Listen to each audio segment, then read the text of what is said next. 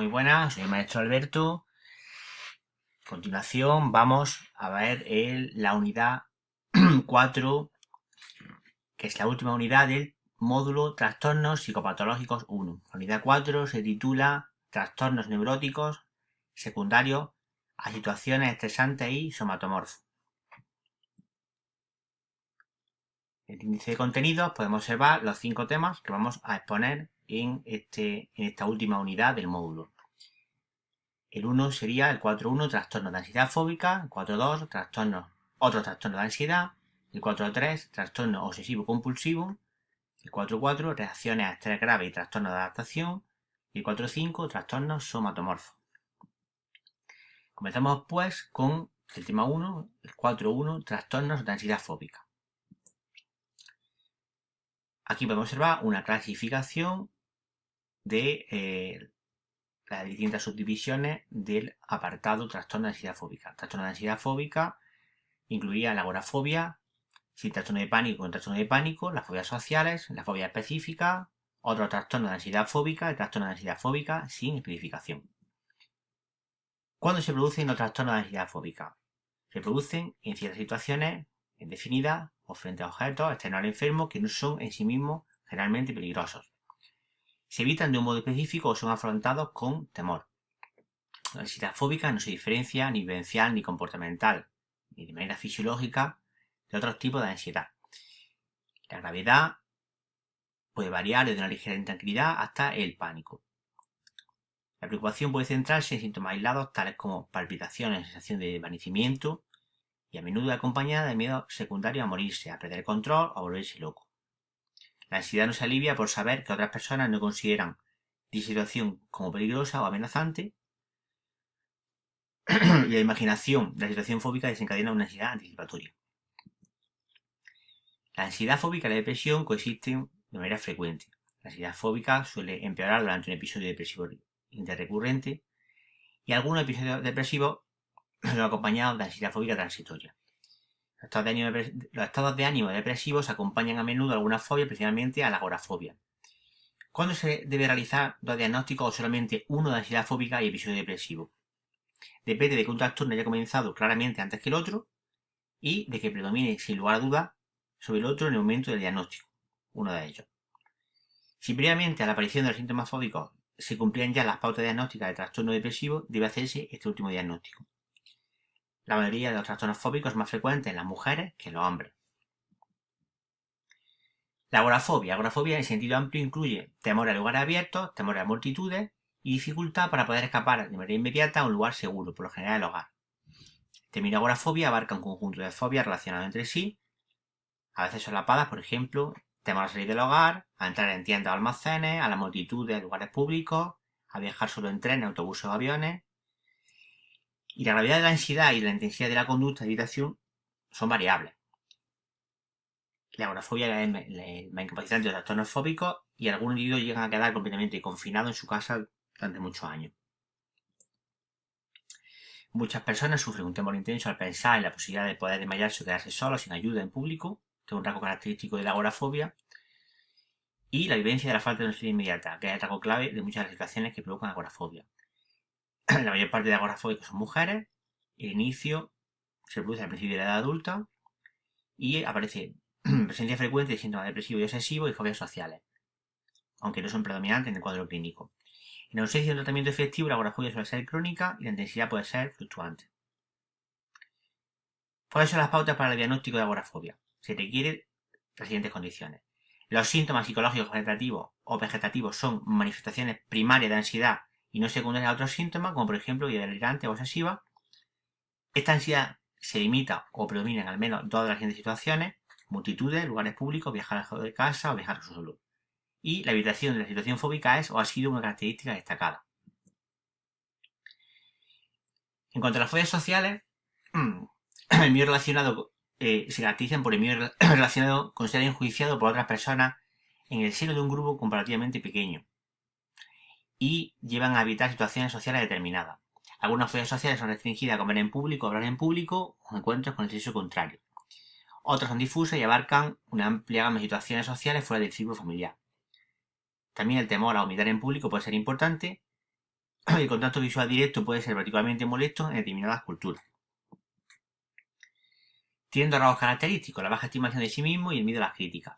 Se puede manifestar como preocupación a ruborizarse, a tener temblor de manos, náusea, necesidad imperiosa de emisión, convencimiento de que el problema primario es alguna de estas manifestaciones secundarias de su ansiedad.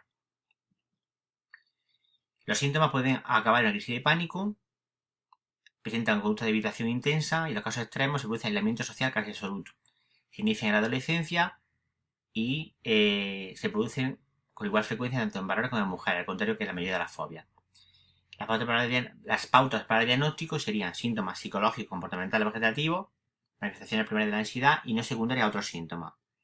La ansiedad se limita a predominar en situaciones sociales concretas y determinadas y es muy llamativa la evitación de estas situaciones fóbicas. Las fobias específicas aisladas son fobias restringidas a situaciones muy específicas como la proximidad de animales determinados, la altura, los truenos, la oscuridad, viajar en avión, espacios cerrados, utilizar urinarios públicos, acudir a dentista, la visión de sangre de heridas, el contagio de enfermedades concretas. Aunque la situación desencadenante sea muy específica y concreta, su presencia puede producir pánico similar al que se produce en la agorafobia y las fobias sociales.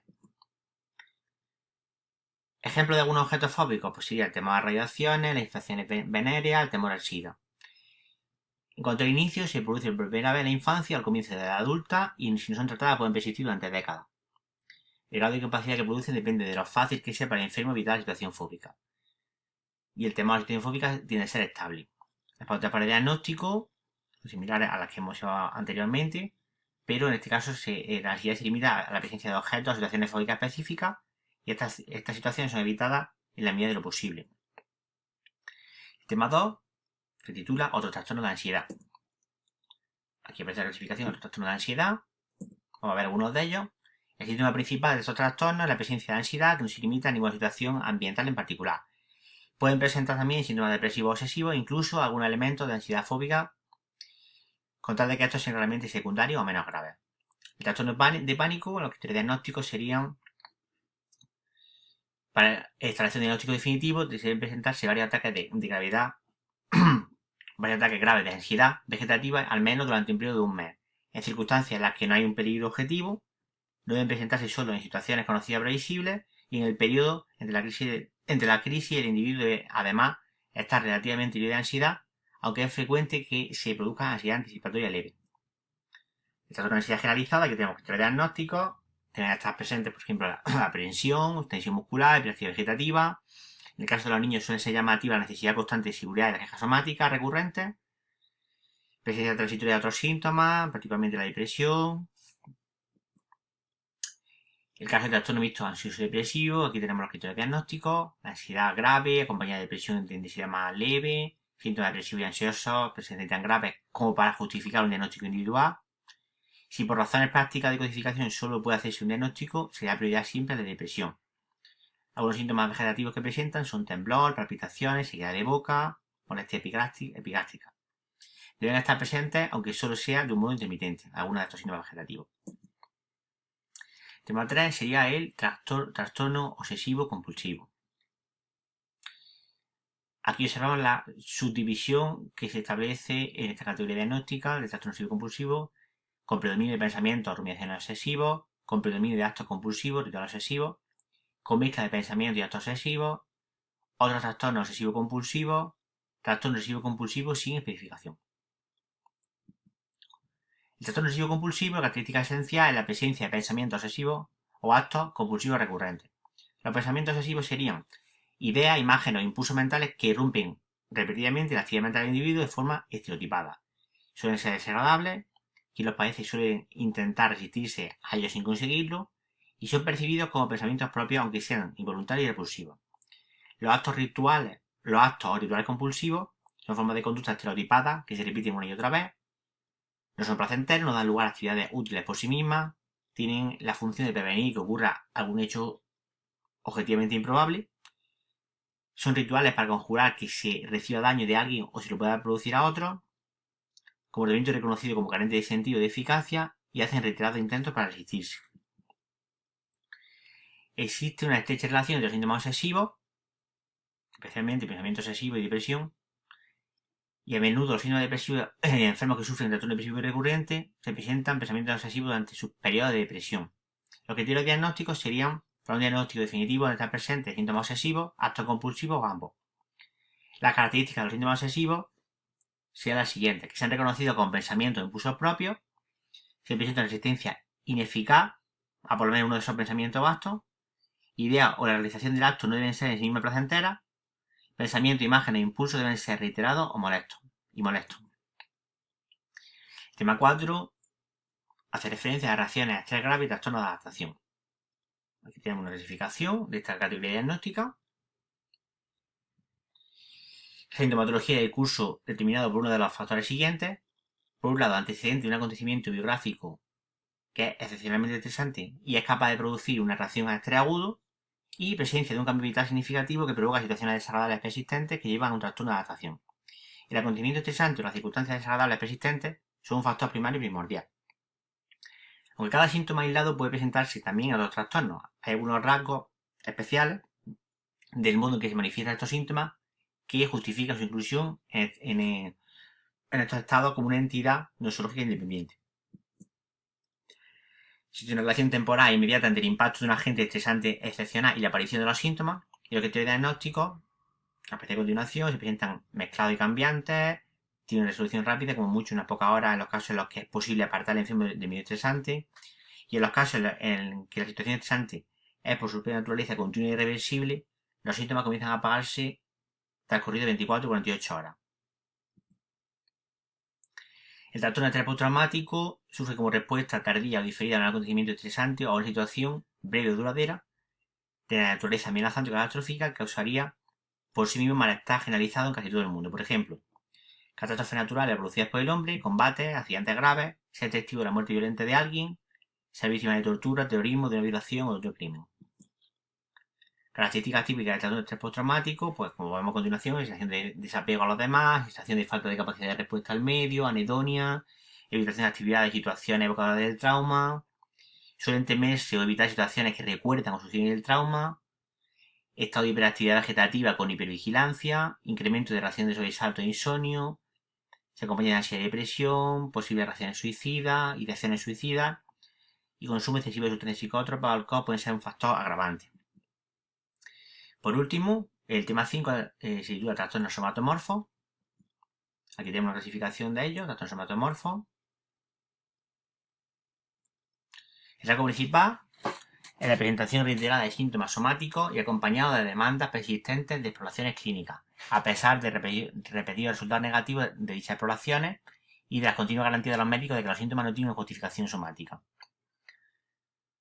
El grado de comprensión sobre los síntomas es insuficiente y frustrante, y como teniendo demanda de atención histriónico, un patrón típico en ese tipo de trastornos, en enfermos resentidos por su fracaso a la hora de convencer a los médicos de que su enfermedad es de naturaleza somática y de necesidad de realizar exámenes o exploraciones adicionales. Aquí tenemos algunos de los trastornos somatomorfos, por ejemplo, trastorno de somatización, vemos algunas de las pautas para el diagnóstico y de los síntomas, por ejemplo, algunos de los síntomas principales que pueden afectar a una parte de los sistemas corporales, pero los más frecuentes son molestias gastrointestinales, dérmicas, quejas sexuales y menstruales, y frecuentemente están presentes síntomas depresivos o ansiosos tan importantes que pueden justificar un tratamiento específico. El trastorno hipocondriaco, la característica esencial es la preocupación persistente de la posibilidad de tener una o más enfermedades somáticas graves, se manifiesta por la presencia de quejas somáticas persistentes, preocupaciones persistentes sobre el aspecto físico, y se observan las pautas para el diagnóstico, para poder diagnosticar el trastorno hipocondriaco. Y por último, otro de los trastornos somatomorfos sería la disfunción vegetativa somatomorfa. Son síntomas análogos a los de un trastorno somático en un sistema o órgano que se encuentra realmente o en su mayor parte bajo el control e inervación del sistema nervioso vegetativo, por ejemplo, el cardiovascular, gastrointestinal, respiratorio, genitourinario. Algunas de las pautas para el diagnóstico se explican a continuación. Y con esta última unidad damos por finalizado el módulo de trastornos psicopatológicos 1. Muchas gracias por su atención y hasta pronto.